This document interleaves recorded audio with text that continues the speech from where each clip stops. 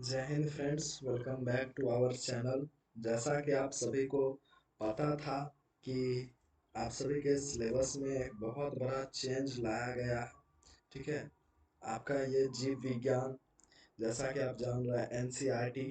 ठीक है, एनसीईआरटी में एक बहुत ही बड़ा बदलाव आपको देखने को मिला है।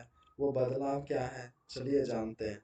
ठीक है, आपको पता होगा, मैं एक एक वीडियो क्लास 11th के ऊपर और एक वीडियो क्लास 12th के ऊपर बनाने वाला हूँ इस सेशन में। ठीक है, तो इसमें हम मेनली क्या जानेंगे कि क्लास 11th के सिलेबस में कौन कौन सा चैप्टर हटाया गया और क्लास 12th के मतलब एनसीईआरटी बुक में कौन कौन सा चैप्टर को रिमूव किया गया।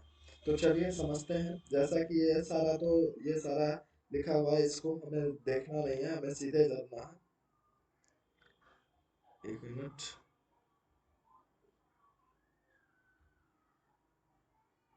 सीधे हमें चलना है नीचे की ओर। विषय सूची पे आपको आ जाना है, ये आप खुद से भी देख सकते हैं। ठीक है, देखिए, सबसे पहला जो था आप सभी का जीव जगत में विविधता। यदि हम इसको देखें, एक मिनट मैं हाइलाइटर सिलेक्ट कर लेता हूँ। एक मिनट, ठीक है, देखिए, ये हो गया आपका जीव जगत में विविधता। इसमें आपके शुरू से ही 4 चैप्टर रहे हैं और इसमें शुरू से 4 चैप्टर आपके यहाँ पे देख सकते हैं। ये 4 चैप्टर आपको शुरू से पढ़ने ही हैं। ठीक है, लेकिन आपको जैसा कि पता होगा कि ये जो 4 चैप्टर हैं, इसमें भी बहुत सारा चीज को हटाया गया है। जैसे कि आप जीव जगत में कैरेक्टराइजेशन ऑफ लिविंग पढ़ते थे, उसको हटा दिया गया। ठीक है, आप जो टेक्सोनोमिकल ऐड पढ़ते थे, कीज पढ़ते थे, म्यूजियम के बारे में पढ़ते थे, हर्बेरियम के बारे में पढ़ते थे, ये सभी को क्या किया गया है, हटाया गया है। और इसीलिए हटाया गया है ताकि बच्चे को थोड़ा सा रिलैक्सेशन मिल सके। उसे 22 चैप्टर के बदले थोड़ा सा उसका सिलेबस कम कर दिया गया है। 3 चैप्टर तो पूरे तरीके से हटा दिए गए हैं, उसको हम आगे अब देखते हैं। ठीक है, तो ये तो आपको समझ में आ गया होगा। चलिए आगे यदि हम बात करें, तो दूसरा जो आता है, देखिए, दूसरा आता है आपका पादप पादप एवं प्राणियों में संरचनात्मक संगठन। इसमें जो है अध्याय 5, ये आपका क्या है, पुष्पी पादपों के आकार की, ये चैप्टर आपका रहा है। पुष्पी पादपों का शरीर ये भी रहा है, और प्राणियों का संरचनात्मक संगठन। आप जैसा कि जान रहे हैं, ये तीनों चैप्टर बहुत ही ज्यादा इंपॉर्टेंट चैप्टर के रूप में रोल रखता है। ये तीनों चैप्टर बहुत इंपॉर्टेंट चैप्टर है। इस दोनों में आप पुष्प के बारे में पढ़िएगा। ठीक है, इस दोनों चैप्टर में आप किसके बारे में पढ़िएगा, पुष्प के बारे में पढ़िएगा, और इसमें आप उत्तक के बारे में पढ़िएगा। ठीक है, और नेक्स्ट आता है अध्याय 8, द मोस्ट इम्पोर्टेंट चैप्टर, जिसे हटाया नहीं गया है।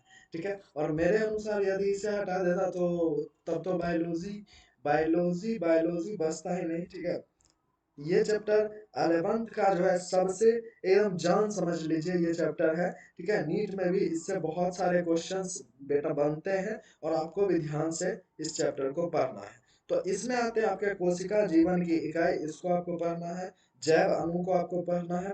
कोशिका चक्र एवं कोशिका विभाजन को आपको पढ़ना है। ठीक है, समझ में आया इतना चीज। चलिए आगे चैप्टर आता है, वो आता है पादप कार्य की। देखिए, इसमें भी चैप्टर्स को हटाए गए हैं। जैसा कि आपको पता होगा, 3 चैप्टर हमारे क्लास 11 से हटाए गए हैं।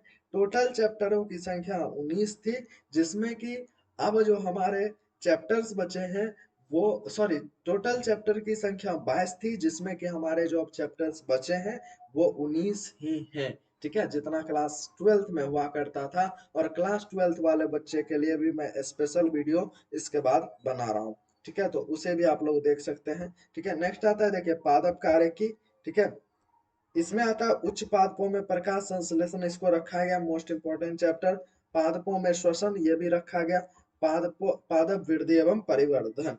ठीक है, ये चैप्टर आपके रखे गए हैं। ठीक है, मानव शरीर विज्ञान यानी ह्यूमन फिजियोलॉजी में एक चैप्टर को रिमूव किया गया है। पाचन एवं श्वसन के वाले चैप्टर को रिमूव कर दिया गया है, बाकी और सारे चैप्टर सेम टू सेम है। श्वसन एवं गैसों का विनिमय आपको पढ़ना है। शरीर द्रव एवं परिसंचरण को आपको पढ़ना है। उत्सर्जी उत्पाद का निष्कासन आपको पढ़ना है, गमन एवं संचालन पढ़ना है, तंत्रिकीय नियंत्रण एवं समन्वय आपको पढ़ना है, रासायनिक समन्वय तथा एकीकरण आपको पढ़ना है। ठीक है, तो मैं बस यही कहना चाहूंगा कि अब बच्चे आप लोग का जो 22 चैप्टर था क्लास 11th में और 19 चैप्टर आपके हो गए क्लास 12th में, तो ये बहुत ही वास्ट सिलेबस हो जाता था। लेकिन अब आपके चैप्टर बचे ही कहाँ हैं? 19 चैप्टर क्लास 11th में और 13 चैप्टर क्लास 12th में। यदि अभी भी आप सीरियसली होकर पढ़ाई नहीं करते हो अपने बोर्ड को लेकर, अपने नीट एग्जाम को लेकर और अदर कॉम्पिटेटिव एग्जाम को लेकर, तो आप एक सीरियस स्टूडेंट के रूप में जाने नहीं जाओगे। इसीलिए बेटा आप अपने मेहनत को एकदम जोड़ दीजिए, जिससे कि आपका रिजल्ट एकदम बेस्ट हो सके। और हाँ, क्योंकि आपका सिलेबस में रिलैक्सेशन किया गया है, तो अब मुझे भी उस अनुसार पढ़ाना होगा कि आपके सिलेबस में जो टॉपिक्स हैं, जो चैप्टर्स हैं, उसी को मैं डील करूंगा। ठीक है, टोटल मैं जो पढ़ाऊंगा क्लास 11th में वो 19 चैप्टर ही पढ़ाऊंगा। लेकिन आपको बता दूं, ये जो 3 चैप्टर आपके रिलीज किए गए हैं ये भी थोड़े से इंपॉर्टेंट थे। जैसे पाचन थोड़ा सा जानना बहुत जरूरी पड़ता है हमें पर, तो मैं ऐसा कोशिश करूंगा कि आप सभी के लिए जो है संडे को स्पेशल क्लास रखकर कंप्लीट पाचन का एक शॉर्ट वीडियो बना दूं, वन शॉर्ट वीडियो बना दूं, जिससे आपको कंप्लीट उसके notes, complete PDFs, complete video lecture एक ही लेक्चर में आपको मिल जाए। ठीक है, तो ये मेरी कोशिश रहेगी। क्लास 11th के कंप्लीट सिलेबस को मैंने आपको बताया है। ये वीडियो आप हर एक अपने फ्रेंड्स को, अपने जो भी दोस्त हैं उन तक पहुंचाइए और अपने रिजल्ट को अब एक नए मोड़ तक पहुंचाइए और अच्छे से एनसीईआरटी रीड करना स्टार्ट कर दीजिए। तो ये 19 चैप्टर है, आपको अच्छे से रीड करना है।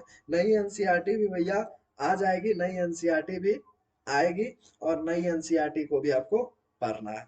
ठीक है, मिलते हैं नेक्स्ट वीडियो में, तब तक के लिए ओके बाय। और क्लास 12th का भी वीडियो आने वाला है, तो आप लोग जरूर देख लीजिएगा एक बार। ठीक है, चलिए मिलते हैं नेक्स्ट वीडियो में, तब तक के लिए बाय बाय।